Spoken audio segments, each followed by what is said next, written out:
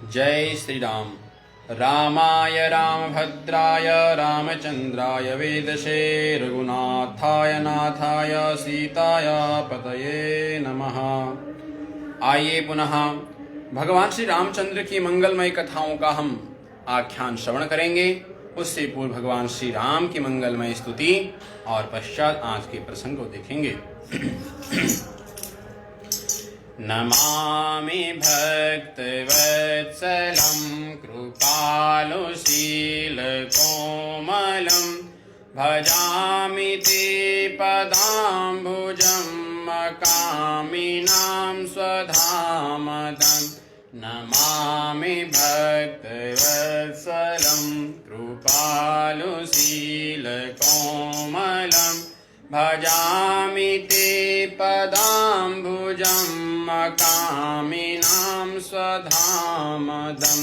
निकामश्याम सुन्दरं भवाभुनाथमन्दरं प्रफुल्लकञ्जलोचनं मदादिदोषमोचनं।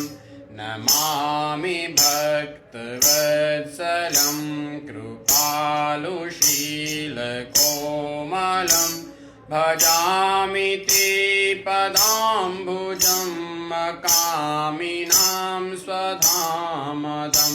प्रलम्बबाहुविक्रमं प्रभो प्रमेय वैभवं निसङ्गचापसायकं धरं त्रिलोकनायकं।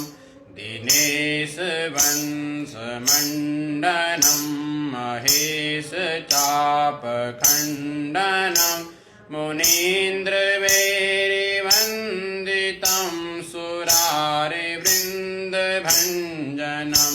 मुनीन्द्रसन्तरञ्जनं सुरारिवृन्दभञ्जनं। नमामि भक्तवत्सलं कृपालुशीलकोमलं भजामि ते पदाम्बुजं मकामिनां स्वधामदं।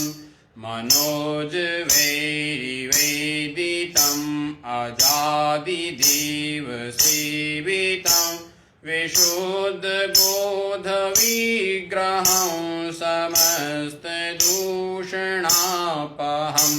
नमामि इन्दिरापतिं सुखाकरं सतां गतिं भजेश शक्तिसानुजं शचीपतिं प्रियानुजं। नमामि भक्तवत्सलं कृपालुशीलकोमलं भजामि ते पदाम्बुजं अकामिनां स्वधामदम्। त्वदिङ्ग्रमूलये नरा भजन्ति हीनमत्सरा पतन्ति नो भवार्णवे वितर्कवीचिशङ्कुले। विभक्तिवासिनः सदा भजन्ति मुक्तये मुदा निरस इन्द्रियादिकं प्रयान्ति ते गतिं स्वकं। नमामि भक्तवत्सलं कृपालुशीलकोमलं भजामि ते पदाम्बुजं अकामिनां स्वधामदं। तमेक अद्भुतं प्रभुं निरीहमीश्वरं विभुं जगद्गुरुं च शाश्वतं तुरीयमेव केवलं। भजामि भाववल्लभं कुयोगिनां सुदुर्लभं स्वभक्तिकल्पपादपं समं सुसेव्यमन्वहम्। नमामि भक्तवत्सलं कृपालुशीलकोमलं भजामि ते पदाम्बुजम् अकामिनां स्वधामदम् अनूपरूपभूपतिं नतोऽहमुर्विजापतिं प्रसीद मे नमामि ते पदाब्जभक्ति देहि मे पठन्ति ये स्तवम् इदं नाररेण ते पदं नारदेन ते प्रदम् प्रजन्ति नात्र संशयं त्वदीयभक्तिसंयुता नमामि भक्तवत्सलं कृपालुशीलकोमलं भजामि ते पदाम्बुजम् अकामिनां स्वधामदम् नमामि भक्तवत्सलं कृपालुशीलकोमलं भजामि ते पदाम्बुजम् अकामिनां स्वधामदम् अकामिनां स्वधामदम्। सियावल रामचंद्र भगवान की जय। श्री राधा रमण सरकार की जय। श्री बांके बिहारी लाल की जय। सद्गुरुदेव भगवान की जय। रामाय रामभद्राय रामचंद्राय वेदसे रघुनाथाय नाथाय सीताया पतये नमः। आइए पुनः भगवान श्री राम की मंगलमय कथा और उनके मंगलमय लीलाओं का प्रसंग हम देखते हैं। कल हमने श्रवण किया था किस प्रकार से महर्षि वाल्मीकि जी ने चतुर्विंश सहस्राणि श्लोकानामुक्तवान् ऋषिः तथा सर्गशतान् पंच षड्काण्डानि तथोत्तरम्।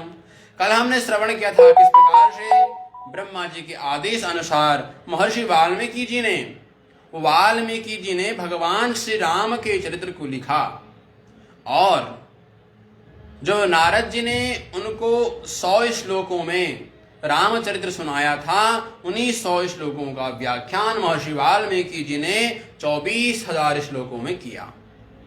24,000 श्लोकों की मंगलमय संहिता महर्षि वाल्मीकि जी ने तैयार की और उसमें तथा सर्ग शतान पंच 500 सर्गों से निर्मित 500 सर्ग इस श्रीमद् वाल्मीकि रामायण में और षड्कांडानि तथोत्तरम 6 कांड और 7वां उत्तर कांड। ये 6 कांड 6 कांड तो हैं और 7वां जो कांड है वह उत्तर कांड है। इसलिए उत्तर कांड को काल्पनिक नहीं समझना चाहिए। उत्तर कांड भी वाल्मीकि रामायण का और रामचरितमानस का ही भाग है। तो जिस प्रकार से गोस्वामी तुलसीदास जी महाराज ने 7 कांडों को लिखा है, उसी प्रकार से महर्षि वाल्मीकि जी ने भी 7 कांडों का निर्माण किया। परंतु इतना अंतर है, जो तुलसीदास जी ने वहां पर लंका कांड लिखा है और इसी लंका कांड को महर्षि वाल्मीकि जी ने युद्ध कांड के नाम से लिखा है। बड़ा मंगलमय ग्रंथ श्री महर्षि वाल्मीकि जी ने यह तैयार किया, इसका निर्माण किया गया। किसको पढ़ाया जाए? इसको पढ़ने के लायक अथवा कोई ऐसे व्यक्तित्व होना चाहिए कि जिसको मैं इसका ज्ञान प्रदान करूं और उसके ज्ञान को अपने जीवन में अपना सके। ऐसे किस व्यक्ति को मैं यह रामचरित्र पढ़ाऊं, इसका विचार महर्षि वाल्मीकि जी कर ही रहे थे कि उसी समय कुशीलवोर्धर्मज्ञो राजपुत्रो यशस्विनो, राजपुत्र भगवान श्री राम के पुत्र कुश और लव, जो कि उस समय महर्षि वाल्मीकि जी के आश्रम में ही निवास करते थे। तब महर्षि वाल्मीकि जी ने दोनों बालकों को देखा। दोनों बालकों में संपूर्ण जो एक व्यक्तित्व के अंदर में एक विद्यार्थी के अंदर जो गुण होने चाहिए सारे गुण उनके अंदर में हैं। स्वर संपन्न हैं, कुशल बोलने वाले हैं, श्लोकों का शुद्ध उच्चारण करने वाले हैं, भगवान के प्रति भक्ति है, शास्त्रों के प्रति इनकी निष्ठा है। ये सारे गुणों को देख करके तब महर्षि वाल्मीकि जी ने पहले तो दोनों बालकों को देखा और दोनों बालकों को देखते देखते ऐसे लगा कि जैसे साक्षात भगवान श्री राम ही मेरे समक्ष में प्रकट भई। दोनों बालकों के अंदर में महर्षि वाल्मीकि जी ने भगवान श्री राम का दर्शन किया और उसके पश्चात दोनों बालकों को मंगलमय श्री वाल्मीकि रामायण का अध्ययन कराया। जब इन बालकों ने यह मंगलमय रामायण पढ़ ली, अब इनकी परीक्षा हेतु सभी संत महात्माओं को एकत्रित करके महर्षि वाल्मीकि जी के आश्रम में यह मंगलमय रामायण हुई और सभी संत महात्मा इनसे प्रसन्न हुए और सभी संत महात्माओं ने इनको खूब सारा आशीर्वाद दिया। और उसके पश्चात सभी संत महात्मा अपने अपने स्थानों को प्रवेश करते हैं। और अब महर्षि वाल्मीकि जी ने इन दोनों बालकों को जब रामायण पढ़ाई और उन्होंने इसका प्रचार किया तो महर्षि वाल्मीकि बड़ी प्रसन्न हुए और महर्षि ने कहा, हे बालको, तुमने इतने सुंदर से भगवान श्री राम के चरित्र को गाया है, अब तुमने यह चरित्र जाकर के भगवान श्री राम के समक्ष में गाना है, जहां भगवान श्री राम इस वर्तमान समय में नैमिषारण्य की पावन भूमि पर भगवान श्री राम का अश्वमेध यज्ञ चल रहा है। और अश्वमेध यज्ञ चल रहा है, यो अश्वमेध यज्ञ पूरे 1 वर्ष का होता है। 360 दिन से अधिक इस अश्वमेध यज्ञ में लग जाते हैं। तो भगवान श्री वाल्मीकि जी ने कहा, हे बालको, हे कुश और लव, अब तुम्हें यह राम कथा भगवान श्री राम को ही सुनानी है। ये भगवान राम कौन है? तो कहा, ये कौशल देश के राजा हैं। और अभी जो कौशल देश की राजधानी जो वहां का राज्य कार्य चलता है, वो राज्य कार्य वर्तमान में नैमिषारण्य से चल रहा है। तो भगवान श्री राम 1 वर्ष के लिए नैमिषारण्य में निवास कर रहे हैं। वहां पर भगवान श्री राम का अश्वमेध यज्ञ चल रहा है और तुम्हें यह कथा भगवान श्री राम को जाकर के सुनानी है। और एक बात का ध्यान रखना, जब तुम इस कथा को सुनाओगे, भगवान श्री राम से मुलाकात होगी और भगवान राम कहेंगे ये कथा हमें सुनाओ, तो कथा भगवान को सुना देना। जब महाराज कहेंगे किस कथा को हमारे महल में जाकर के सुनाओ, तो सुना देना। भगवान कहेंगे ये प्रसंग सुनाना, तो सुना देना।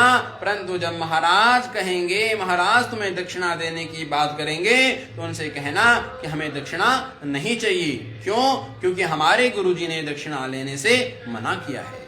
इस प्रकार से महर्षि वाल्मीकि जी ने कुश और लव को समझाया और उसके अगले दिन दोनों के दोनों बालक अपने माँ का आशीर्वाद लेकर के, अपने गुरुदेव का आशीर्वाद लेकर के अब नैमिषारण्य की पावन भूमि पर आते हैं और वहां आकर के मंगलमय कथा का गान करते हैं। रथ्यासुराज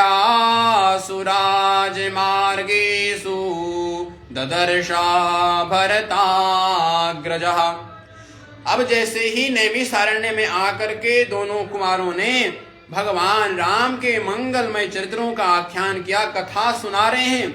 अब विशेष बात यह है कि जो वक्ता हैं, वक्ता भी खड़े होकर के और घूम घूम के नैमिषारण्य की गलियों में घूम घूम के कथा का वाचन कर रहे हैं। अब जो इनके श्रोतागण हैं, श्रोतागणों की तो लाइन पे लाइन बढ़ी जा रही है। इतने सारे श्रोता हो गए, लाखों श्रोता जुड़ गए। अब लव कुछ छोटे बालक हैं, भगवान श्री राम की मंगलमय गाथा गाते हैं। सब लोग सुनने वाले सुनते सुनते उनके पीछे भीड़ लग जाती है। अब इतनी भीड़ लग गई है, इतनी भीड़ लग गई है कि जो राजमार्ग है, राजमार्ग क्या हो गया? जाम हो गया। अब किसी को जाने का रास्ता ही नहीं बचा। और उसी समय क्या हुआ कि रथ्यासुराज मार्गेषु ददर्श भरताग्रजः। महर्षि वाल्मीकि जी लिखते हैं, भरत के अग्रज भगवान श्री राम उसी समय राजमार्ग से अपने रथ के ऊपर बैठ करके आ रहे थे। और जैसे भगवान श्री राम अपने रथ के ऊपर बैठ करके आ रहे थे, उसी समय क्या देखते हैं कि राजमार्ग में भीड़ लगी हुई है।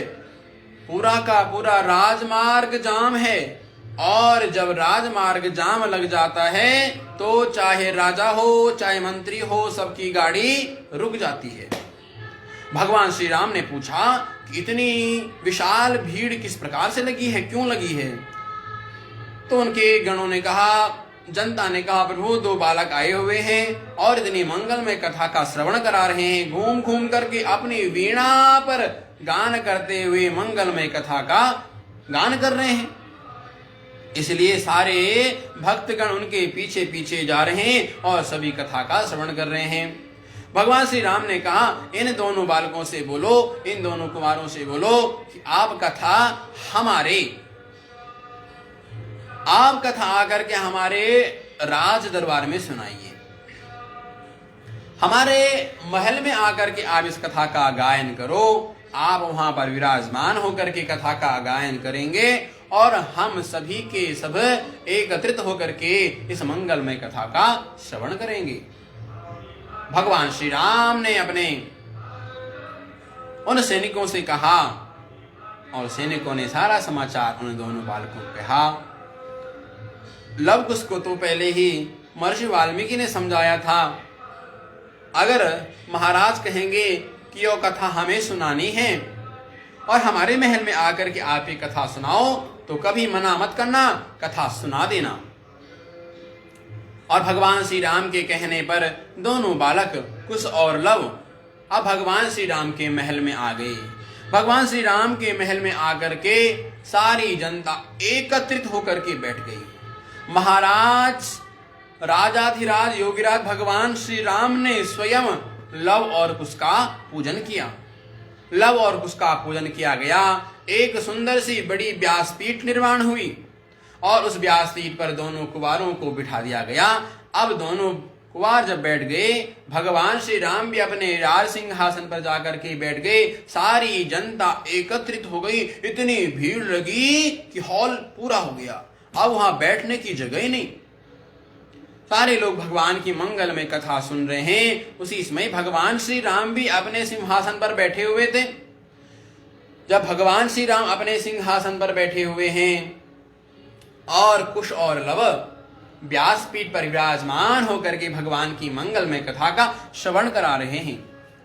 जब श्रवण करा रहे थे उसी समय भगवान श्री राम ने देखा, भगवान राम ने कहा, ये दोनों वक्ता हैं, ये भगवान की मंगलमय कथा का श्रवण करा रहे हैं और मैं अपने सिंहासन पर बैठा हुआ हूं।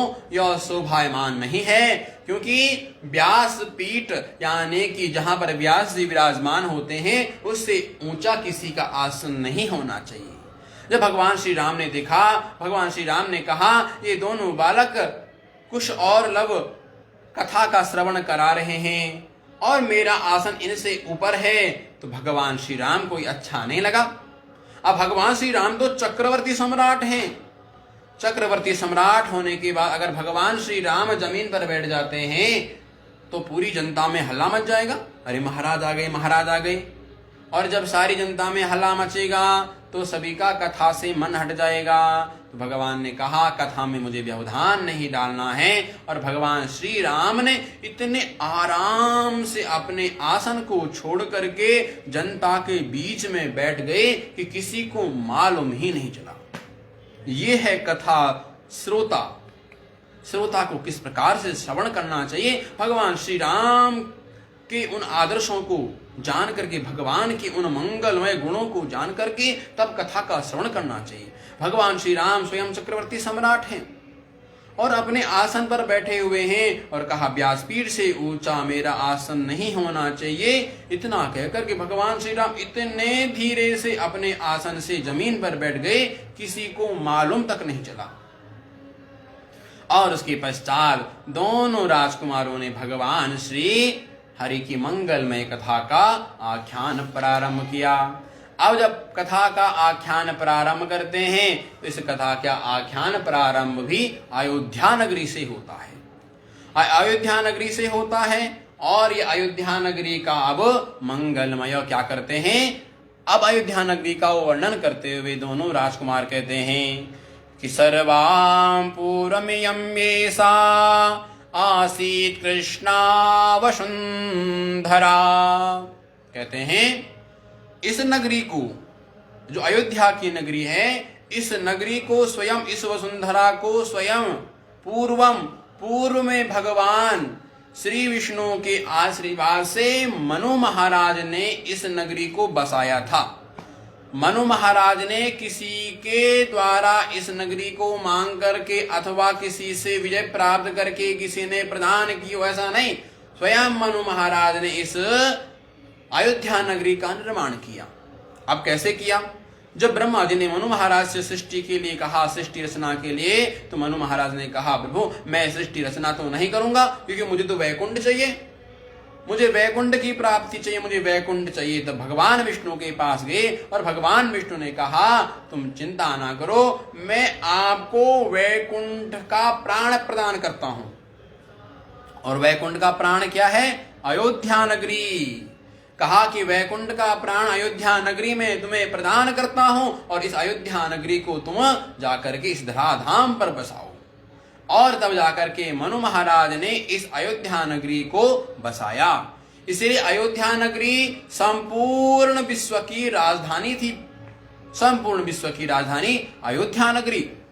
अयोध्या नगरी को जब मनु महाराज ने बसाया तो लव और कुश कहते हैं, इस राजवंश में, सूर्य वंश में अनेकों राजा हुए, राजा महाराजा हुए। हम अधिक राजाओं का वर्णन तो नहीं करेंगे, परंतु एक राजा का वर्णन करते हैं जिनका नाम है सागर। सागर नाम के राजा इतने प्रसिद्ध हैं कि जिन्होंने सागरो येन खादिनः, जिन्होंने स्वयं समुद्र को खोदा। भाई राजा महाराजा होते हैं, कोई तालाब खुदवाता है, कोई बावरी लगाता है, परंतु मनु महाराज सागर ने तो स्वयं सागर को ही खोद दिया। ये सारा सागर हम जो देखते हैं ना समुद्र, तो ये किसके द्वारा रचित है? तो कहते हैं सागरहा। महाराज सागर ने ही सागरो येन खादिनः, महाराज सागर ने ही इस सागर को खोदा। महाराज सागर इतने प्रतापी हैं, उनके 60,000 पुत्र, जब वो चलते हैं तो ऐसे लगते हैं 60,000 पुत्रों के मध्य में ऐसे मंगलमय उनका दर्शन होता है जैसे कि तारा गणों के समक्ष में चंद्रमा। कहते हैं उसी अवधपुरी में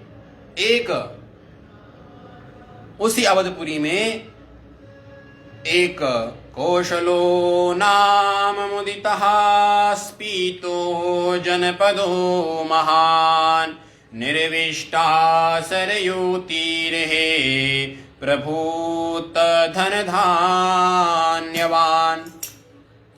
कहते हैं उसी नगर में कौशल नाम का एक प्रसिद्ध जनपद है, और कौशल नाम का जो जनपद है वहीं पर सरयू नदी के किनारे बसा हुआ है। वहां पर सरयू नदी भी है, प्रचुर धन धान्य से वह भरपूर है, अनेकों सुंदर सुंदर वृक्ष वहां पे हैं, धन धान्य इत्यादि किसी की भी वहां पर कमी नहीं है। अब कहते हैं महाराज सागर ने तो सागर को, समुद्र को ही खोद दिया, ये तो इनका पराक्रम है। और पराक्रम है, और यहाँ के लोग कितने ज्ञानी हैं? तो ज्ञानी कितने हैं? तो कहते हैं कि ज्ञानी भी बहुत हैं। कितने ज्ञानी हैं? तो इसका संपूर्ण रहस्य भगवान श्री कृष्ण ने गीता जी में बतलाया है। गीता जी के 4th अध्याय में जब अर्जुन ने भगवान से कहा, हे पार्थ, आप जिस भगवत गीता का उपदेश मुझे कर रहे हैं, क्या इससे पहले आपने इस गीता का उपदेश किसे किया था? तब भगवान श्री कृष्ण ने स्वयं गीता में कहा, इदं विवस्वति योगम प्रोक्तवाहनमव्ययम् विवस्वान्वये प्राह मनुरिक्ष्वाकवे ब्रवीत। भगवान श्री कृष्ण ने कहा, हे अर्जुन, मैंने इस मंगलमय ज्ञान को सर्वप्रथम सूर्य को प्रदान किया, फिर सूर्य के पुत्र मनु को प्रदान किया, और फिर मनु के पुत्र इक्ष्वाकु को प्रदान किया। तो ये जो गीता जी का ज्ञान है, ये गीता का ज्ञान भी भगवान श्री कृष्ण ने सर्वप्रथम महाराज सूर्य को दिया। और सूर्य कौन है? तो सूर्यवंश है। भगवान सूर्य से ही भगवान श्री राम का वंश चला है, इसलिए सूर्यवंशी कहलाते हैं। तो ज्ञानवान भी हैं, और ज्ञानवान के साथ में इनकी दिव्य महिमा है। यहाँ के जितने राजा हैं, कोई किसी के द्वारा राजा बनाए नहीं गए हैं, सब अपने पराक्रम से राजा बने हैं। और राजा नहीं, ये प्रतिनिधि, राजा महाराजा अतिरथि प्रतिरथि, ये राजा भी नहीं है, महाराजा भी नहीं, ये प्रतिरथी हैं। प्रतिरथी भी नहीं, अतिरथी। अतिरथी का तात्पर्य है जिसके अंदर 10-10 राजाओं का 10-10 राजाओं का बल जिसके अंदर हो वो अतिरथी।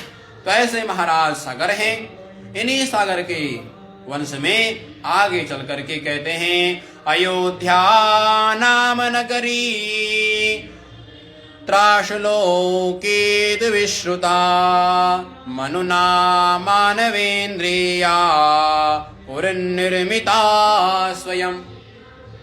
तो कहते हैं यो निर्मिता स्वयं मनुना, मनु महाराज ने ही स्वयं इस अयोध्या नगरी का निर्माण किया।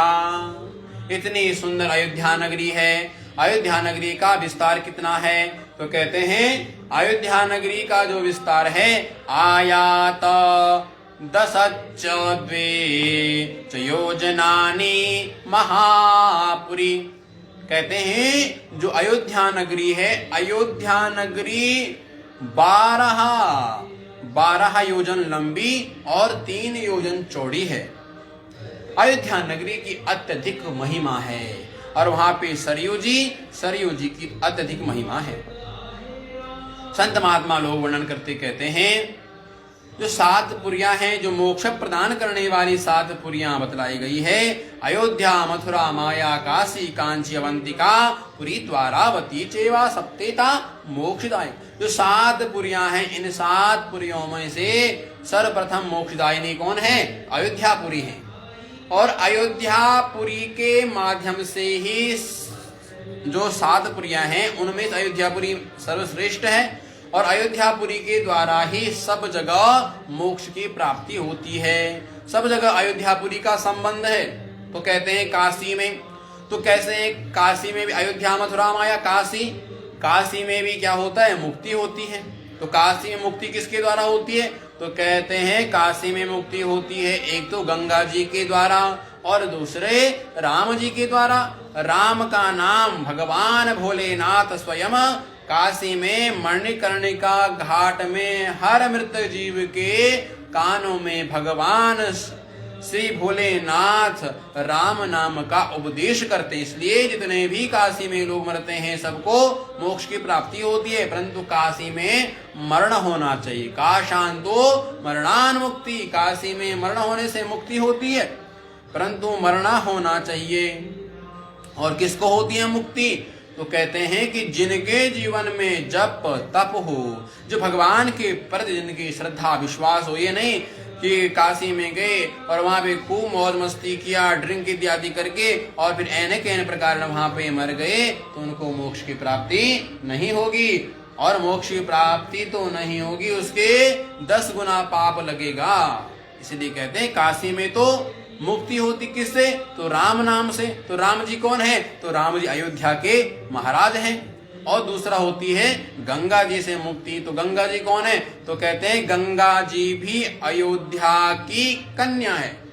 यानी कि गंगा जी को इस धराधाम पर कौन लाया था? तो महाराज भगीरथ।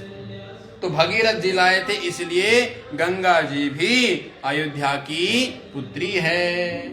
अब अयोध्या में तो मुक्ति होती है, परंतु अयोध्या में जल में और थल में मुक्ति होती है। परंतु कोई अगर कोई छत से गिर गया, या कोई विमान से गिर गया, या कोई पक्षी चलते हुए नीचे गिर के मर गई, तो उन्हें मुक्ति नहीं होगी। परंतु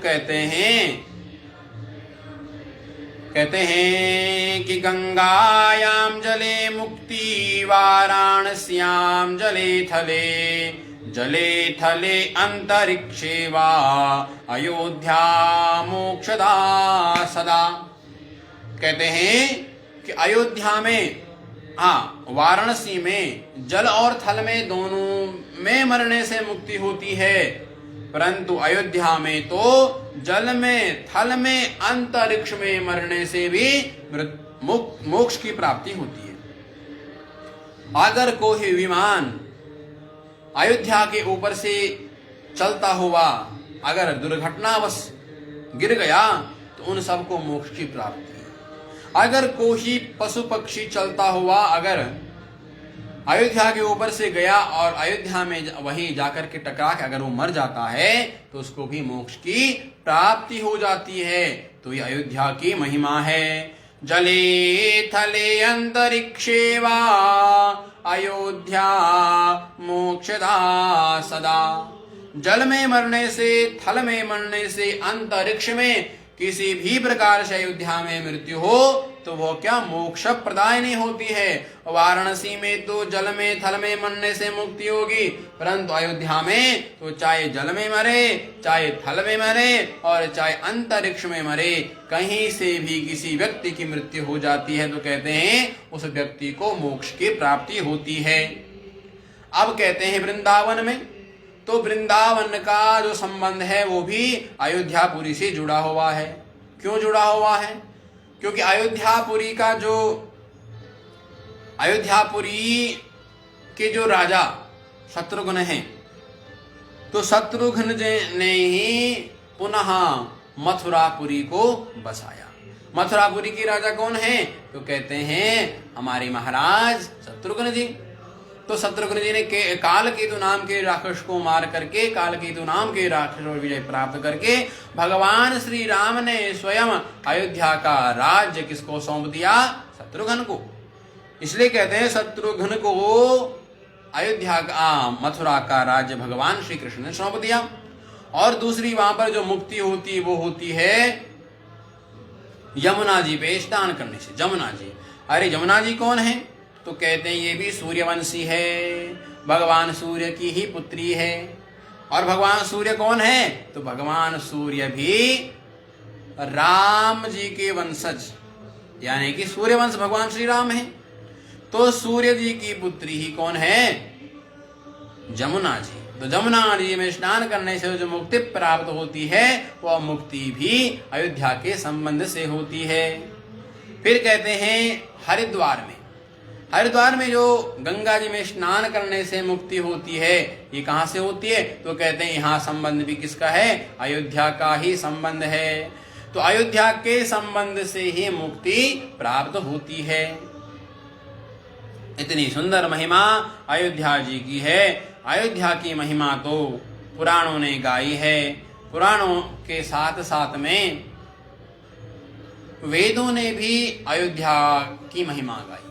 अथर्ववेद में मंत्र आता है, अष्टचक्रा नवद्वारा देवान पू अयोध्या। अष्टचक्रा नवद्वारा देवान पू, देवताओं की पुरी अयोध्या है, अयोध्यापुरी। और उसके पश्चात कहते हैं सरयू जी, सरयू तीरी। अभी सरयू जी कौन है? तो सरयू जी का जो रहस्य है वह गुप्त है। अब गंगा जी का जो निर्माण हुआ, गंगा जी कहां से निकली? तो भगवान कहते हैं विष्णुपति, भगवान विष्णु के चरण पादुका से, भगवान विष्णु के चरण से ही गंगा जी निकली। तो पहले तो सामान्य जल था, पर उस जल से जब ब्रह्मा जी ने भगवान विष्णु के चरण को धोया, भगवान विष्णु के चरण को जब धोया तो उससे जो जल निकला वही क्या हो गया? विष्णुपति गंगा जल हो गया। और भगवान श्री हरि का इतना बड़ा पांव, कहते हैं भगवान विष्णु ने वामन अवतार में 3 पदों में संपूर्ण विश्व को नाप लिया, संपूर्ण धराधाम को नाप लिया, तीनों लोक को नाप दिया। तो उसमें भगवान विष्णु का जो चरण है इतना भयंकर चरण है कि ब्रह्मा जी तो भगवान विष्णु के चरण को भी नहीं धो पाए। इतना बड़ा चरण था कि चरण को भी नहीं धो पाए। तो कहते हैं कि नख को भी आधा नहीं धो पाए। तो नख को भी आधा नहीं, नख से किंचित मात्र थोड़ी से नख को धोया और उसी से वह विष्णुपति निकली। तो गंगा जी का प्रादुर्भाव ऐसे हुआ। अब जो सरयू जी है, तो सरयू जी तो स्वयं राम जी ही हैं। स्वयं भगवान श्री राम ही सरयू जी है। ये कैसे? तो ब्रह्मा जी एक बार घोर तप कर रहे थे। ब्रह्मा जी की तपस्या से भगवान भावुक हो गए, प्रसन्न हो गए, और भगवान श्री राम, भगवान विष्णु के नेत्रों से किंचित मात्र कुछ बूंदे गिरी, कुछ जल गिरा, और उसको ब्रह्मा जी ने अपने कमंडलों में समा दिया, अपने कमंडलों में रख दिया। और उसी को तब जाकर के ब्रह्मा जी ने बाद में मान सरोवर में रखा। तो इसलिए मान सरोवर से ही सरयू जी का आगमन है। तो मान सरोवर, तो वहां से सरयू जी का आगमन हुआ। इसलिए कहते हैं कि स्वयं सरयू जी ही भगवान श्री राम हैं। जैसे भगवान श्री हरि एक हैं, परंतु उनकी लीलाएं विविध है। एक उदाहरण से, अब जैसे किसी व्यक्ति को कुछ मीठा खाना है, आजकल तो दिवाली में जो अनेकों प्रकार के मिष्ठान आते हैं, वो सारे के सारे मिष्ठान चीनी के बने होते हैं। अब चीनी के जो मिष्ठान बने होते हैं, जिन्हें बतासा कहते हैं, अब उनमें अनेकों प्रकार के विविध प्रकार से उनको आकार दिया जाता है। किसी को बाघ का आकार, किसी को हाथी का आकार, किसी घोड़े का आकार, परंतु संपूर्ण तो वो मिश्री के ही हैं। अब उन मिश्री का, चाहे वो जो ऊंट बना हुआ है उसका, चाहे सूंड से उसको खाओ अथवा पूंछ से खाओ, लगेगा तो मीठा ही मीठा। उसी प्रकार से कहते हैं कि भगवान श्री के अंग से ही सरयू जी का आगमन हुआ है, इसलिए भगवान का ही शरीर है। भगवान के शरीर से ही वह पानी की बूंदें निकली, तो वही क्या है? भगवान का ही स्वरूप है। और भगवान श्री राम ही स्वयं सरयू जी के रूप में आकर के अयोध्या में विराजमान हो गए। तो ये सरयू जी की गुप्त महिमा है।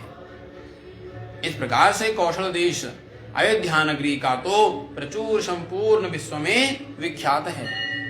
आज से नहीं, अनेकों वर्षों से सरयू जी को जाना जाता है।